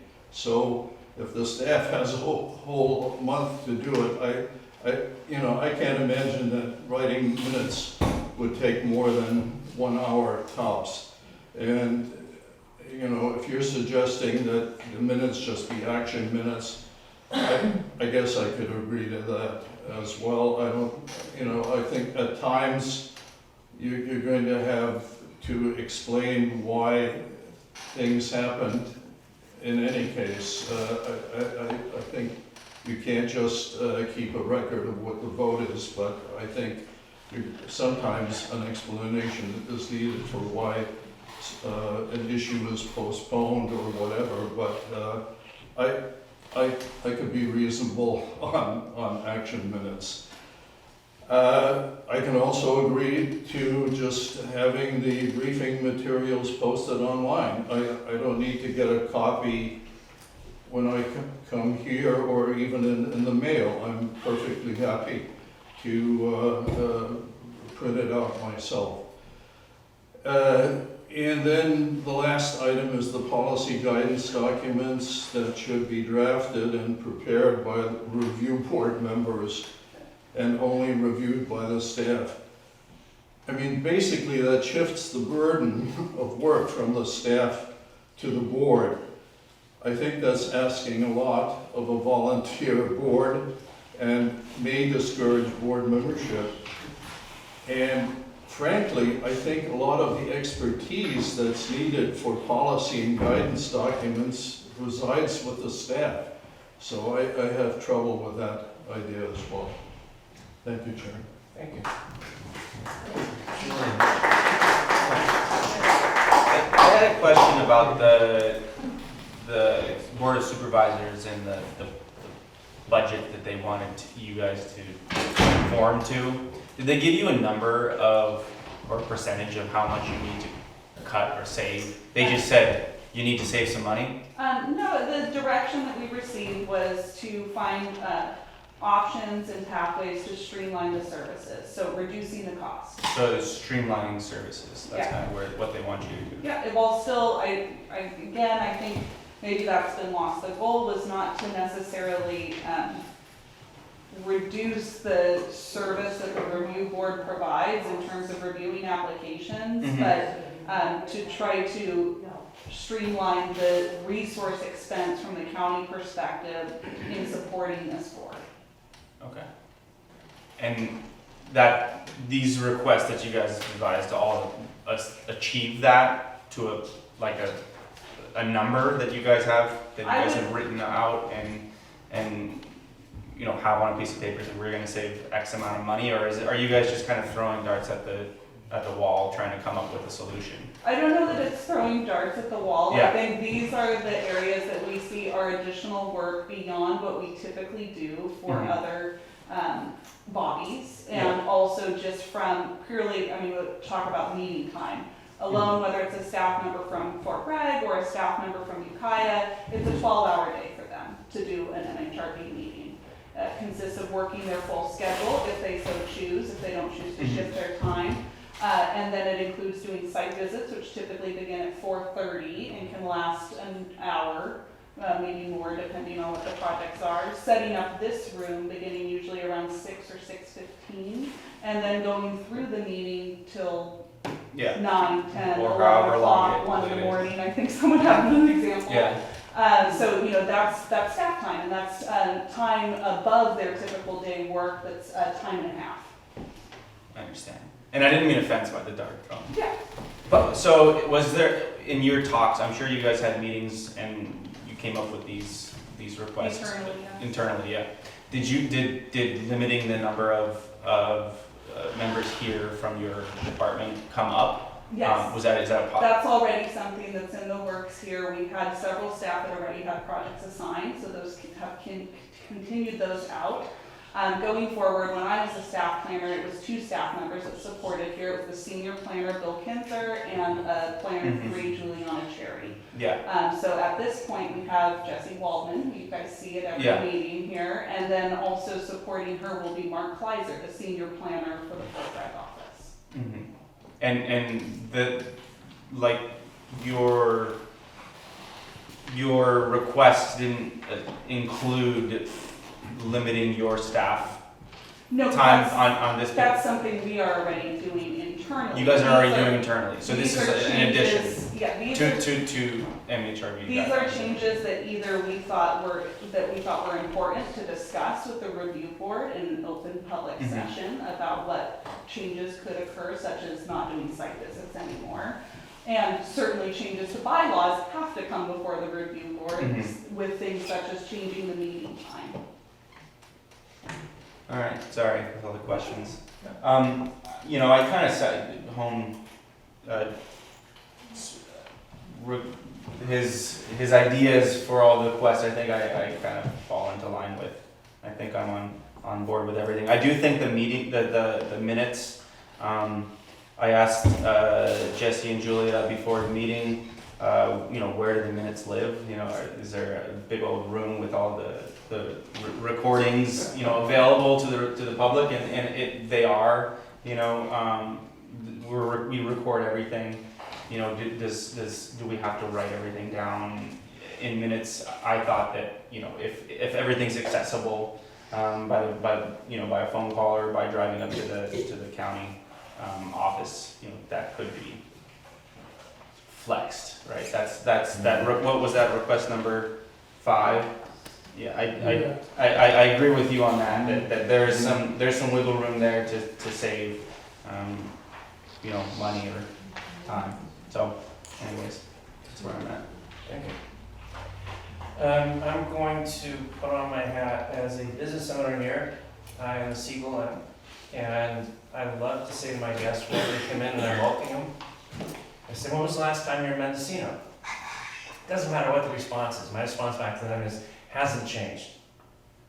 And that's why so many people keep coming back here. They know what to expect. They love the atmosphere. They love the fact that Cape Cod contractors came here in the 1850s, 60s, 70s, 80s and built all these beautiful buildings.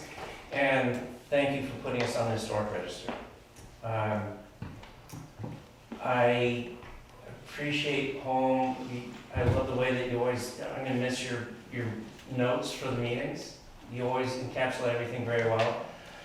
I very much agree with the sentiment of our public and our board members. And I will have to say that during COVID, when we were on Zoom, I think the official term is, it sucked. I couldn't get a sense as to who the public was. I mean, I loved coming here and seeing all of you guys here taking your evening and dedicating it to our town. And I really appreciate that. And I can get a really good sense, and that has to go, I mean, it's also the site meetings. Someone will ask me, Ian, what's your thought about this item? And my pat response is, I haven't decided. I don't know. Because I haven't done the site visit. I don't know what the other board members are thinking. There's so many things that you walk away from the site visit and the hearing that you didn't consider. And that's why it's a process. And I think that this town, especially for the amount of funds it delivers via TOT to the county general fund, deserves a little bit of extra oomph because we give a lot.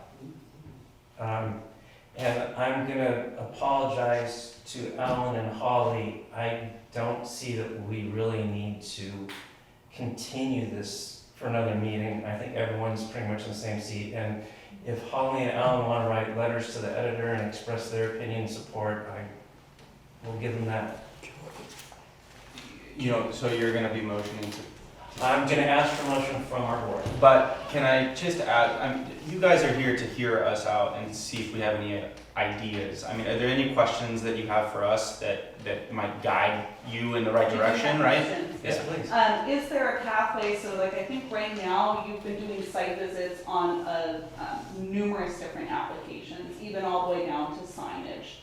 So, is there some guardrails around that, or that could be put in place around what types of projects So- receive a site visit? So I would say that the signs Signs, you don't don't bother need me. Oh, Great, They speak for themselves. great.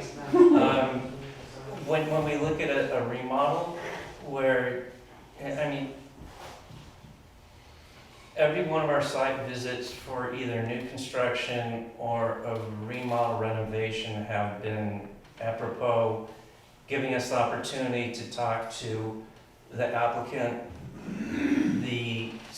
not the sponsor, the advocate, the designer, to get the insight for that. And then having us there under the Brown Act as a meeting that's been advertised and having us be able to discuss openly, I think is very helpful. But yeah, signs, don't need that. And are there certain, I don't know, like accessory structures, if it's in the backyard, not significant, not visible from public areas, that So could be let things? me throw this at you. Yeah. As the outgoing chair. As staff to the board, if you have doubts about whether it's worthy of a site visit, contact the chair and roll it by them, and they'll be able to give you what you need. Mine are ADUs in the back of a house. I don't know, but I would definitely ask the chair for that and bounce it off of them. And I'm not going to go in depth, but I agree the added language to request number 1 doesn't. The intention's unclear. I know that we have our building materials built into the code that I don't think you could subvert, but I just don't see that it's going to add to anything. The time modification, I get it. I think if you went down to your 2 planners instead of 3 or 4, I think there's going to be some cost savings on that, and I think I appreciate the public being here. I kind of was going towards that 2 o'clock when we were in the pandemic, but I kind of realized that we're going to lose a whole lot of people, and I don't want to lose our audience. I think it's vital. So then my question would be, is there somewhere between 2 PM and 7 PM that the board might be, I mean, I'll just speak very frankly. Leaving here at 10 to 11 o'clock at night for staff, Not fun. who then continues on for myself to a board meeting tomorrow morning at 9 AM in Ukiah. It's not fun. It's a real challenge. 7 was, I mean, me being a new member, 7 is a very late time. I think 5. To be here on a Monday night. And I'm fine with 5. I'm fine, honestly, with earlier than 5, but that's just because of the work that I'm in. But 7 is very late. Well, I'm not sure if 5 o'clock at this room would be available, but I guess I'm sort of looking for like a window range if there is something So you said acceptable. St. Anthony's? Yes, be available? they would be. So I'll tell you what, let's, can we pull off the timing for the next full board meeting, that one item? And we can have Alan and Holly chime in on that? We're doing what now? For the recommended time for start. The timing? Yeah. Can we pull that one off? Sure. Okay. I would say, if I may, Yeah. I would say depending on the motion you make, if you want to say no to all of the items as recommended, but then direct staff to bring back a further discussion at the next meeting on a couple of these, I think that would be the best route to Okay. go.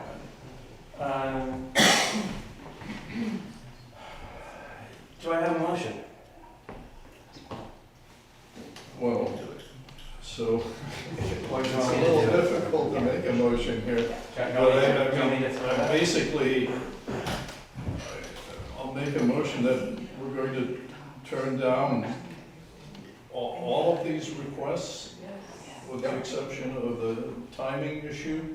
I think that there's also something about the minutes. Yeah, I think. Yeah, and that we could accept action minutes, Yeah. okay? So I guess the motion would be to reject all requests as presented.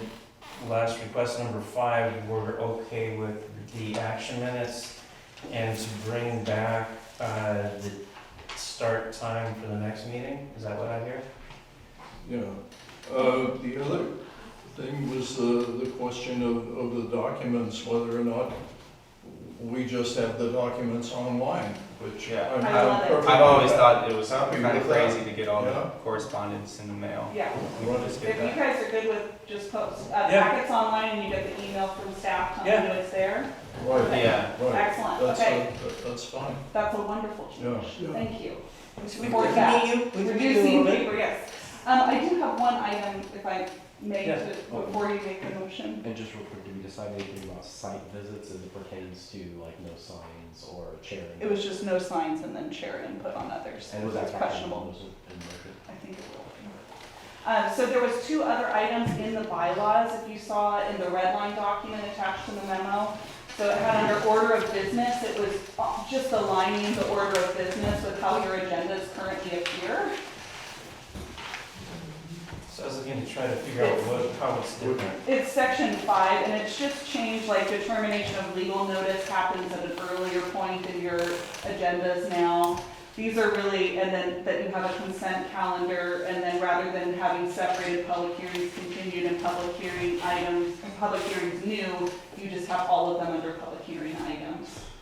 And then adding section 7, using Robert's Rules of Order. Yeah, yeah, I think that's. Those, if you're good with those, I That's would. acceptable. Okay, so then maybe at the next meeting, if it's acceptable to the review board, we'll bring those back for final action by the full board, those changes, and we can discuss any other changes as well. Okay.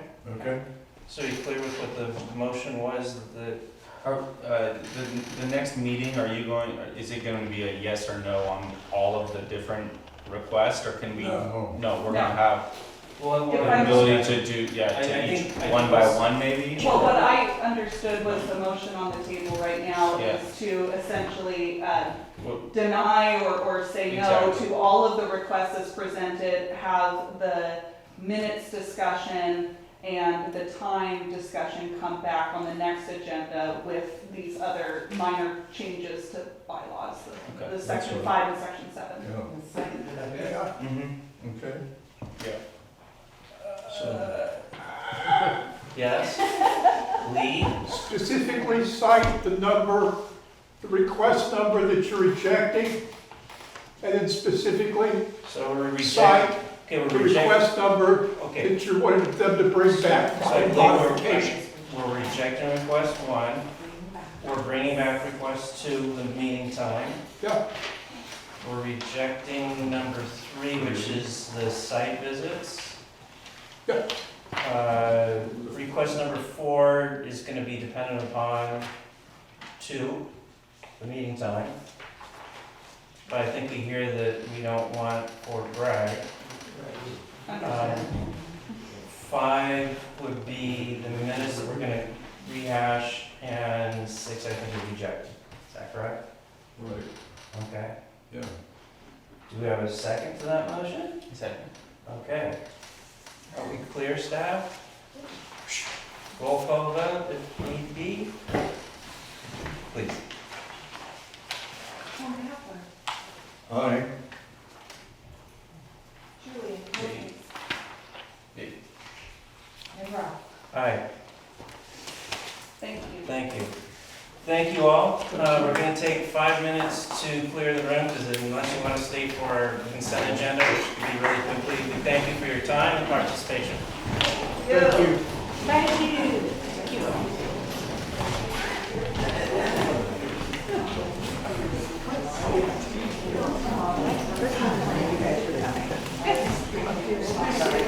Heard of the job, no problem. Knows why they brought it to a community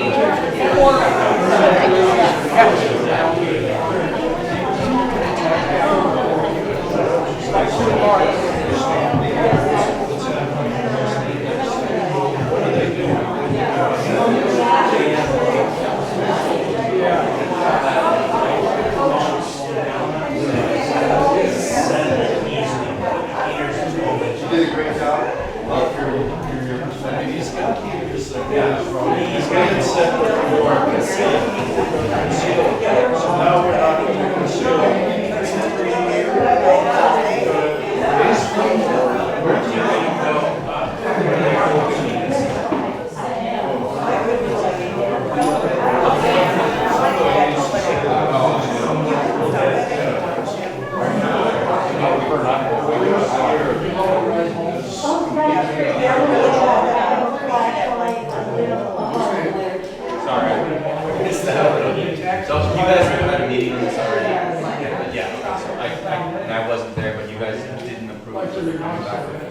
It's just clarification.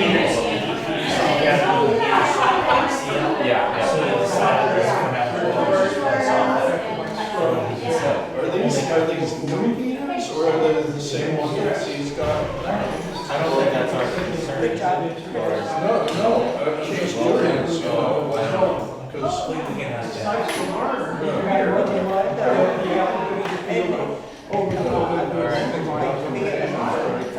Yeah, I agree.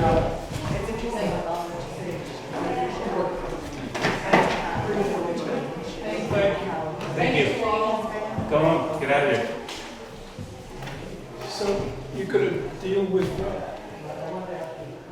the heaters at the back house first and then expect. Do you need help with the chairs? We got it, thank you. Thank you so much, Liz. Public expression. Because I know you have to drive back over the hill. I think we already did. Okay. No, we At every meeting. on non-agenda. Yeah, I know, well, I think it's tragic. And I Talking about hope county you budget can, for problems. many reasons, I hope you can find a building that will support Zoom, because I think although the board really has to be mano-a-mano, face-to-face, I think someone, or maybe someone from the planning commission, could just save yourself that treacherous ride all the way It's nice to have around public the county participation. vehicles and all the emissions that. So are you coming Well, back to the luckily we board? got if, Jesse's we here get on the rid of coast. I live on the temporary coast deal? as well. But we do have our senior planner right now, we're pretty low staffing in our Fort Wright office. We have only 2 full-time planners in there right now. Jesse's one other planner, so it just necessitates support from the other towns. But Yeah, we well, hear you. Thank you. Yeah, I mean, I would If I could hope find it in my that library, everything the county I can does think why would this model that. a priority. One recommendation, besides alternate members, Addressing climate previous Absolutely. Absolutely. Yeah, The board's all over that, for sure. That's what we asked for. Another one of the recommendations, These days, I They all think that would be the bottom line. long after they did the Judge Trader, And I, was to, as a taxpayer, I don't want to pay for that, I would feel. yeah, point of view of status. Okay, well, Thank One of you. the email was, I feel like the people And live I in point of view of states, really although they're not entitled to certain communications to the as much as this website town is. would not be so difficult. Yeah. Like, I love. All right, we're gonna- let's go. Are you gonna reconvene? Hey, Julia, Okay. where's your deputy? He's coming back. Okay. But we can start that. Okay. Yeah, we'll do that. All right. So We're gonna guys, start I out hear you again. on the website. We're Yeah. working on it. Sounds like a long time. I'm only 2 meetings in. 6 years is even longer. And what is the deadline for comment? And what is the court if I was to go? Find it. Yeah. Everybody's gone. I know. All right, we're gonna start up again. Was that before? In 5 minutes. Was that before? I function. Yeah. Okay, well, thank you all. Thank you. Thank you. Actually, Thank you. Thank you. I appreciate your sacrifice. Have a good night. Thank Okay. You still gonna walk? Yeah, I'm gonna walk. All right. Thank you. Agenda item It's number only 4. a half mile. So let's just bring the meeting back. Yeah. I know, I Yes. Hey, Lee? got some. Guys, we're meeting right now. We're starting up, so Okay. if you want to talk, you can take it in the hallway. See you, as always. 8:57, we're bringing this back, okay? Approval of minutes, do we have any minutes? No. Okay. Correspondence, do we have any correspondence for items not on the posted so are agenda? we getting the minutes next time? I hope so, sir. I hope they're exquisite for home. Report from the chair, I have nothing to report.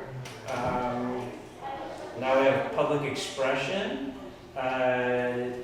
Lee, go ahead, this is for items not on the agenda. Yeah, well, this is peripheral, Lee Edmondson for the record. Some points were danced around that really should be looked at more closely and more with a magnifying glass. If this entire, and my understanding from the some of the emails that I got copied on from the listserv is that this whole process was engendered by 3rd District Supervisor John Haschek's recommendation that the MHRB be eliminated entirely.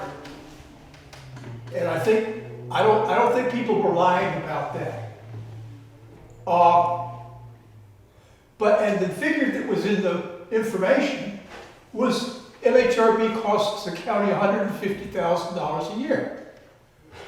And as was brought up in the hearing tonight, we have no numbers of what these savings, these efficiencies, might pencil out to in real terms of real dollars. I don't even know how many dollars it costs to rent this room. I don't know how much renting St. Anthony's Hall would cost.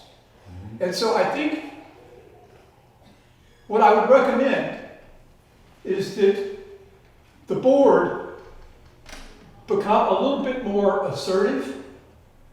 I'm not going to say aggressive, I'm working on that with my therapist, but get more assertive, requesting hard information from planning and building and from the board of supervisors is, what is the budget breakdown? How much do we pay, how much do you pay the planners for their MHRB participation? How much are we spending on paperwork? That was a good move about the emails. How much are we spending on the facility?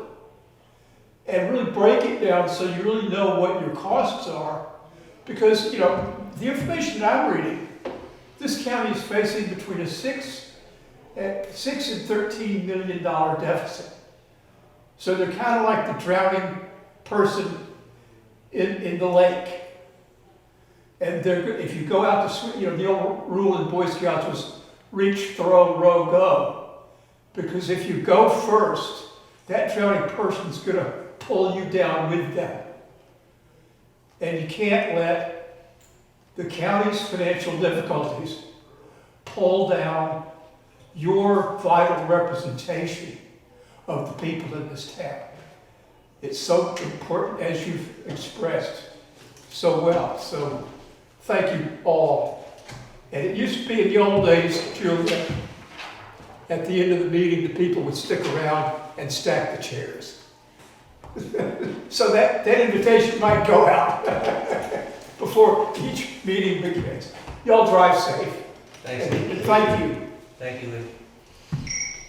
Oh, You're the crickets. Perfect time. All right. I love the crickets. We've got the consent calendar 8A, and we have a quick question. Before we vote on whether to keep it on the consent calendar and pass the calendar or not, can we get staff to clarify? I think what I saw in the packet was that the applicant has determined that the heaters will be 12 inches below the soffit and be contained. And that was the only addition to when we heard the applicant last time, was that they hadn't discerned exactly what height the heaters are going to be. So is that correct? If I may, Yes, please. may I stay at the table or would Yes, you you like me may. at the podium? You're fine. All right, so the condition of the Mendocino Historical Review Board permit number 8 required that the heaters be screened and readjusted so that they were not visible. And the packet that they have submitted with their building permit application states that the heaters will be mounted at a height of 12 inches and that they will be effectively screened. And there's 5 heaters. What I have is a site plan that shows where those 5 heaters are and that they needed to be between 8 and 12 inches.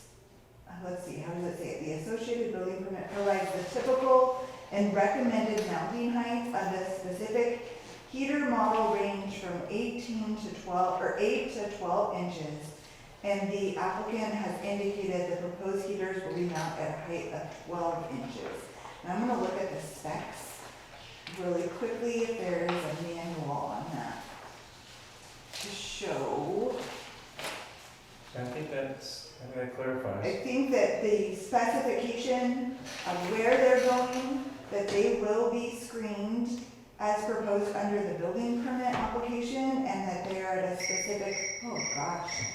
I spoke too long. You're done. I'm done with the timer. 30 seconds. I know, that's it. And so they're specifying that they're, gonna be the 12 inches.